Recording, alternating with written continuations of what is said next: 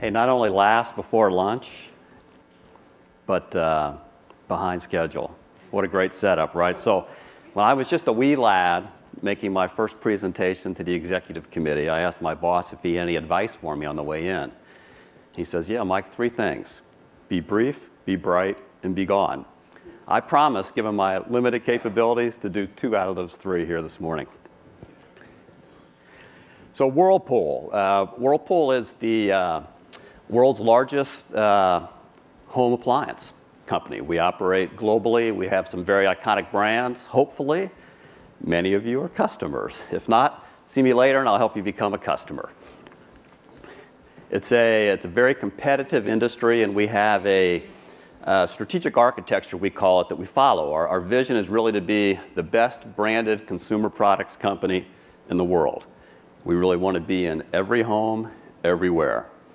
Our goal, our mission is to create demand for our products in terms of how we serve our customers and earn their trust every day. So an incredibly high focus on quality as well inside our products and our offerings.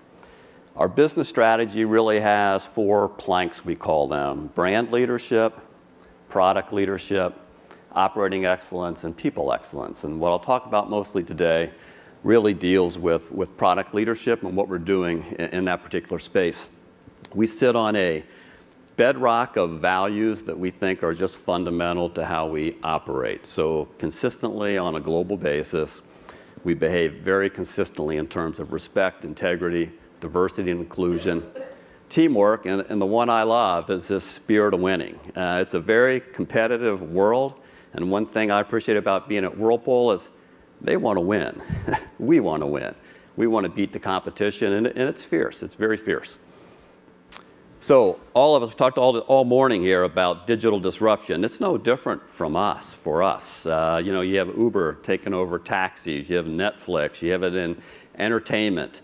No different for us. The products are changing very rapidly. So the introduction of connectivity into what we can do can make a dramatic difference, and we're seeing that every place. Literally, a day doesn't go by, including today, when I don't read a new announcement around something in the connected space as it relates to appliances, whether it's Google, my friends, and Samsung, my not-so-friends, getting together on Thread technology. And what does that mean, and how does that protocol drive better connectivity inside the house? So it's happening every place.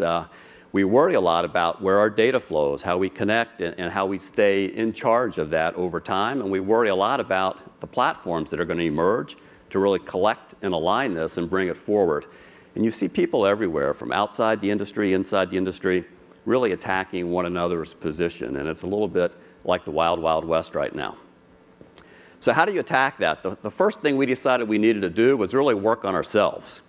When I came to Whirlpool, the IT function was, just as an example, heavily centralized, premise-based, waterfall methodology driven.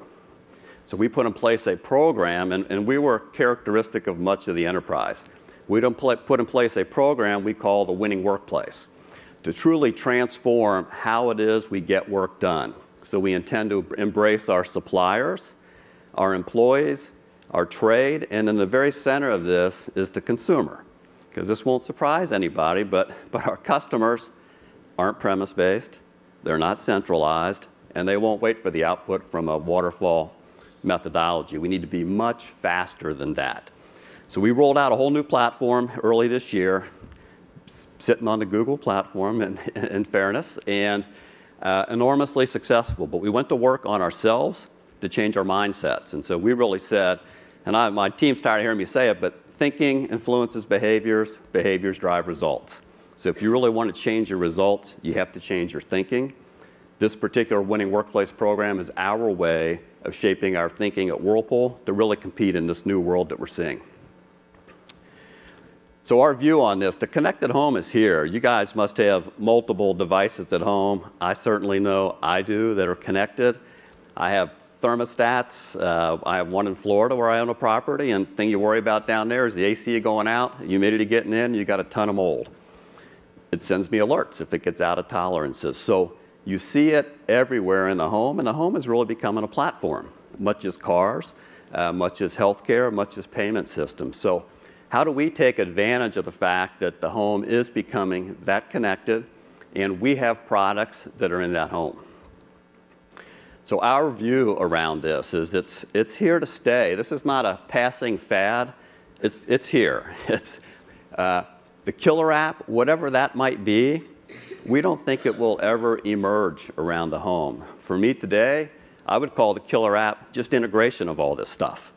And I almost want to channel Pharrell Williams and say, I'm appy, appy, appy, but I'm not so happy. So how can I get all of that integrated? That's what will really drive benefit to the consumer. We think connectivity will change the purchase decision. If it has it, you have one set of opportunities. If you don't, you have another around how that impacts our business and our business model.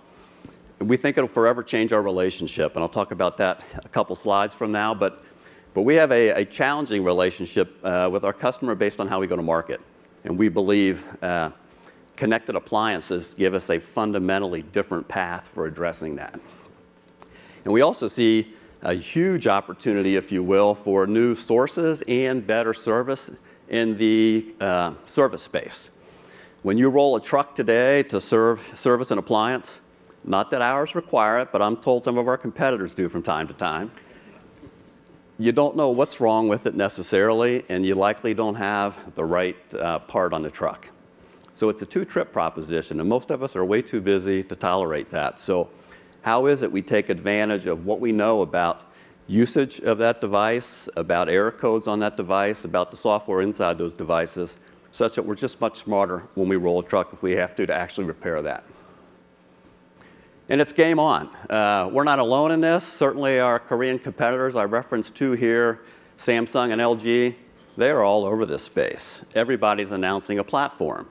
From our perspective, one reason it was so important to change the culture and change the way we work is these guys come from a brown goods background, not a white goods. Very rapid cycle times compared to us, and a very different mindset. So for us, getting this outside in from the consumer back became very important to everything we were trying to drive.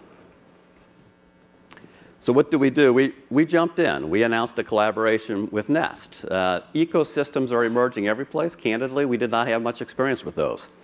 So we jumped in and made an integration with Nest. Who'd have thought it a few years ago that our washers and dryers would be speaking to a thermostat? They are.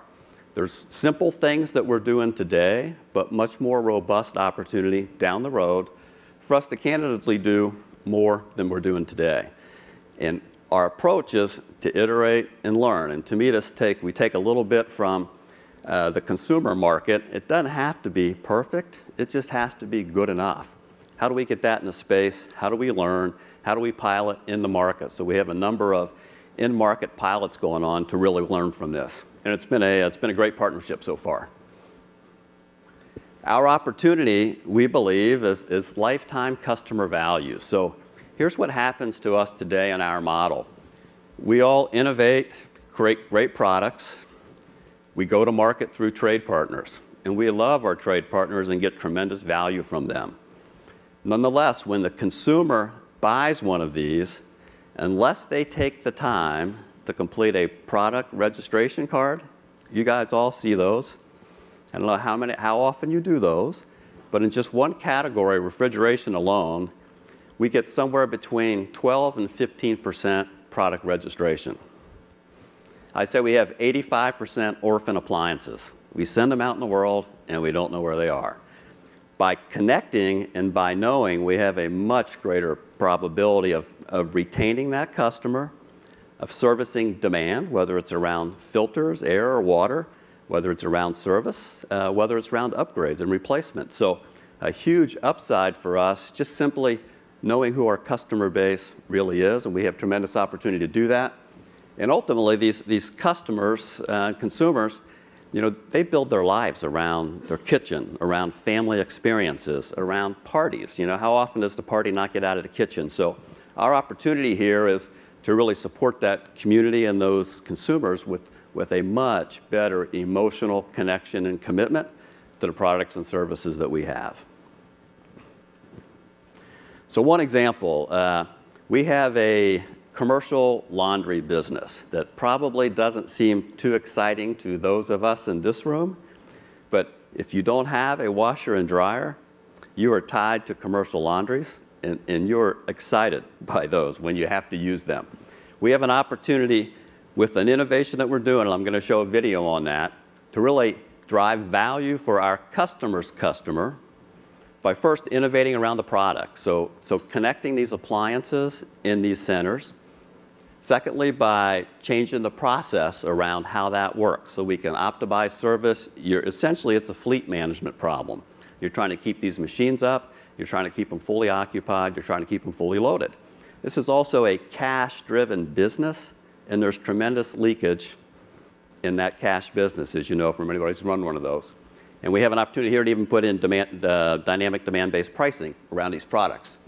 Ultimately, we're going to bring an innovation around the business process in terms of how you can schedule those appliances, and then also how you can pay for a load of laundry. And this video will illustrate that point. So some simple things we're doing in one segment of our business to really take advantage of the connectivity, not only innovate around the product, but also the product, create better customer loyalty for our customers' customers, and really innovate around the payment system. And if I could go ahead and have that video.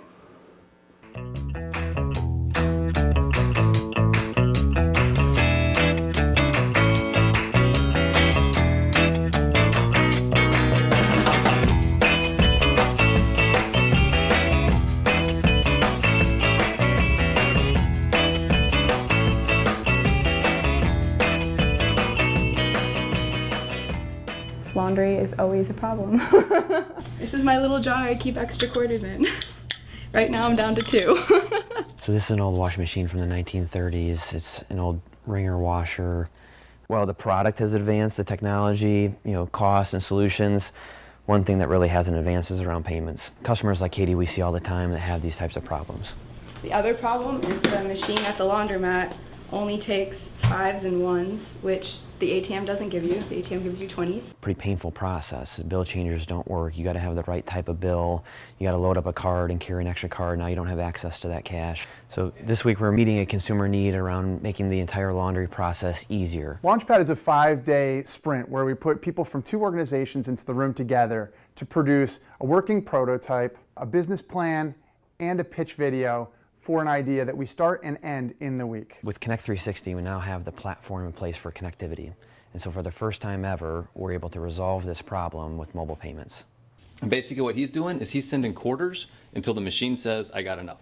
So what we needed is a way to work on a computer and then also talk to something like a laundry machine. Oh, that's an option. It's a big rubber. Yeah.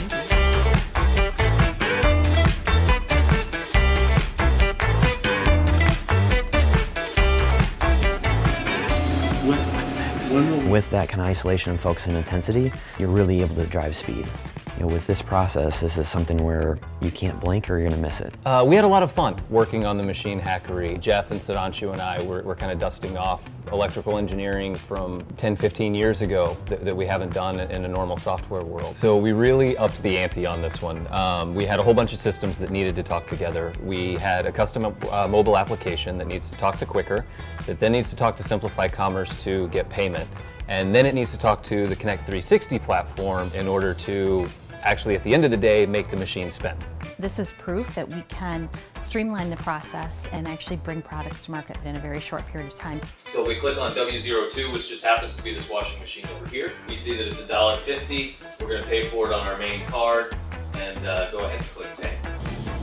Check out. Here it goes. 2, 3, 4, 5. I'm surprised, I don't know, laundromat hasn't done that yet. Like an e-laundromat or something. That would be really cool.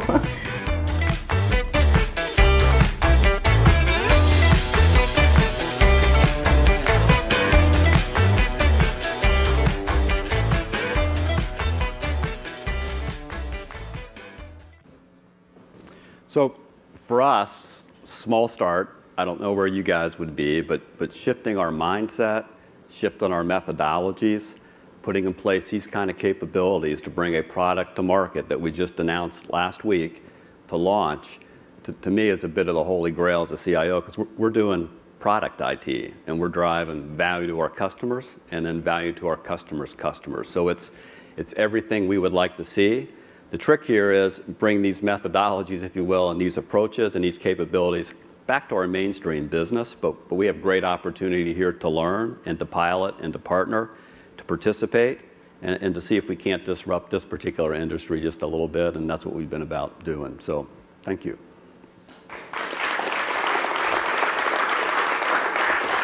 Thanks, Mike. So we got a few more minutes. The idea was we'd open it up to Q&A, sure, if at all available. But I want to thank Mike. First of all, you know, it's one thing to be up here as Google. Let me get okay. Yeah. Come on up, Carl. I'm not saying Carl's I'm up here as conscious Google of my height compared to him, but yeah. It's one thing to be up here speaking in front of everybody as Google, and everybody comes with this assumption that we are going to be innovative. It's another thing to bring innovation into your organization. And I'm sure that's something everybody here deals with, right? Or arguably struggles with. Because innovation doesn't necessarily find a welcoming embrace. It's often seen as disruptive, interrupting, distracting. But here was a fantastic example of what, you know, Mike just gave you an example of small teams working on having identified the real problem in a focused fashion, data-driven, and not assuming it can't be solved. And that was exactly what Claire talked about with how we came up with driverless cars. So what exactly did you do differently? Because this wasn't the way things always worked at Whirlpool. No. Right? No. So what have you found is great to, you know, you could argue it's shoehorning innovation into the mindset. What is it you're doing to invite this difference in mindset? Well, we've done a lot from an internal training perspective around getting people to think from the outside in, mm-hmm, and then candidly co-locating these teams. So some of what you saw in the video, those folks work for me or work in the IT function. Some of those were marketing guys. Some of those were engineering and product development guys. So our ability through this tool set to really link 8 different innovation centers on the planet into a collaborative work environment, and then where we can to accelerate, bring newer tools, newer thinking, newer methodologies into a co-located setting and really drive an outcome. The energy that drives, the enthusiasm, the sense of accomplishment, I'm sure many of you see that as well. It's pretty rewarding, and you hit 1 or 2 of these, mm-hmm, and everybody else wants to jump on that train. So it's been really exciting for us. Does that resonate with people? Yeah, sorry, question over there. Sure. So you talked about this winning workplace. Can you talk a little bit about what exactly that is and where you came from to this winning workplace, how long it took, those kind of things? Sure. I can try. We really look at the environment, and we look at the buildings and the workspaces, so the physical setting as well as the virtual settings we work in, and then we look at the culture, the policies, the practices in terms of how we operate. So it was really a 3-legged stool, and then ultimately supported through the technologies. We were on an older version at the time of a competitor's product, and it really brought none of the capabilities or capacity that we've been hearing so much about here. So it's mail, it's apps, it's Drive. The things that you can do in that tool set are remarkable, and we have people now teaching one another how to accelerate their utilization of those. So we're pretty much all in on using this platforms. Hangouts have been a huge success for us, but this whole notion of collaborating on a document together, and you know, Tim mentioned that when we fall back into, someone sends me an attachment now, it's just like I get a little bit irritated. You know, why do I have this? So we're all in around all that set of capabilities. Don't go changing on that one, by the way. Don't go changing. So it's been it's largely been on that tool set, but it's also, we launched a whole BYOD initiative around all that as well to really bring that to the whole organization, and the feedback has just been fantastic. And how much time? Well, we started in February. We completed the global rollout in June. We could have done it in May, candidly. How much time between the time you decided to go here to the time you launched? Maybe, sorry. How much time, I'm sorry, I'm from Procter & Gamble, I didn't say that earlier. One of your partners. Yes, you are. Swash. Thank you so much. Right. Great new product. Everybody doesn't have a Swash. You need to have one. We can talk to you about that at the break. That's right. So how much time between the time you decided to go this way to the time you actually launched? That's the timing I'm looking at. We had this debate, what platform, when do we go, would we go global in a sort of the middle of 13 with a plan to launch in the, really in beginning in January of this year, and the IT function went first globally just so we could, you know, kick the tires and shake out the kinks, and we found a few, and then it went very rapidly after that. In fact, could have gone faster. We slowed it down for business reasons in terms of big selling dates and other disruptions that we wanted to avoid. It could have gone much faster.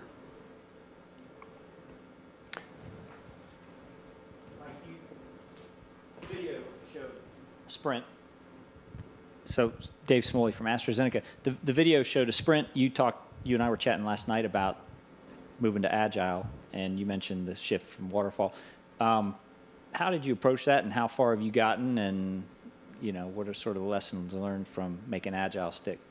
Yeah, you know, I don't know that I would argue I've made it stick, okay? We're probably a third of the way into that. And, you know, certain things waterfall's still fine for, and you probably should do it. But we really, again, started with the mindset of our team that engages most directly with our internal business partners and then ultimately with our customer base, and kind of worked our way back. So if you can create the demand and the energy there, and the connection and the commitment and the collaboration, which again is all about that winning workplace, this is just a natural fallout of that. No one wants to go back to the old way, and that's really what you saw in the video. I mean, those guys were working through the World Cup, right? And typically people want to watch the World Cup, and it was just really fun to see. But I just think you have to keep after it, and you have to celebrate the successes. I don't know that there's any magic formula, but again, when people see what can be done, and to me that's the value of these technologies and being in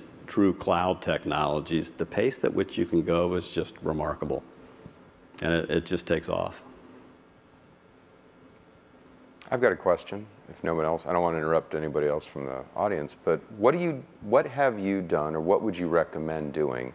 Traditional enterprise, I got to admit, one of the things that's consistent is the concern about taking a risk.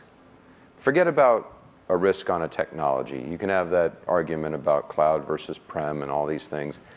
Just behaviorally, what do you do, or how would you advise people to change a culture in which people are willing to risk doing something differently? Approaching problems differently, working differently, facing the fact that it might not work out. That 1 week project may have been a bust, but it wasn't. So that by itself, I've noticed consistently across continents and cultures, is something that keeps an awful lot of organizations from maturing or evolving. And what have you done to introduce that concept of being willing to encourage risk at Whirlpool? I wish I had a magic answer to this. It's like a conversation with my wife. Her vision of what I could be is always just one step higher than what I'm capable of achieving. I thought she married me because I was perfect. She thought it was just a reasonable place to start.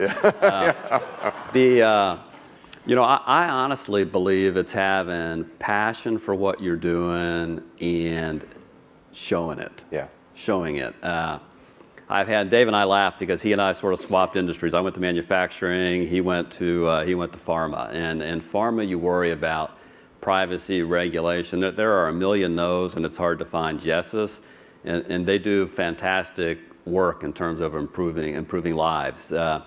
Here we have more flexibility, and you have more of a risk-taking environment, and you can really be passionate about what you're doing. Plus, it's products that we each use every day. So I have these in my home. I have an opinion on them. I talk to the product guys, and to me, it's the old saw of the business and IT, and I go, no, thanks you very much. I'm a business guy with IT accountability, and it's my business too. Thank you very much. We're going to work on it. And when your team sees that, and they They see the business willing to invest in that, and you monitor the products, you deliver on your commitments, you earn trust, because the only way to earn trust is make commitments and keep them. When you do that, it just starts to snowball. And when they see us in this place with the Winning Workplace, that's a huge business change program that we as a function are leading. And when they see that, and they see the success of that, and then their business partners are saying, thank you. I mean, that doesn't happen very often. They say, thank you for implementing this. It's making a difference in terms of how we work. And, it just feeds off itself. Anything else? All right, Mike, thanks so much for sharing that. Appreciate it.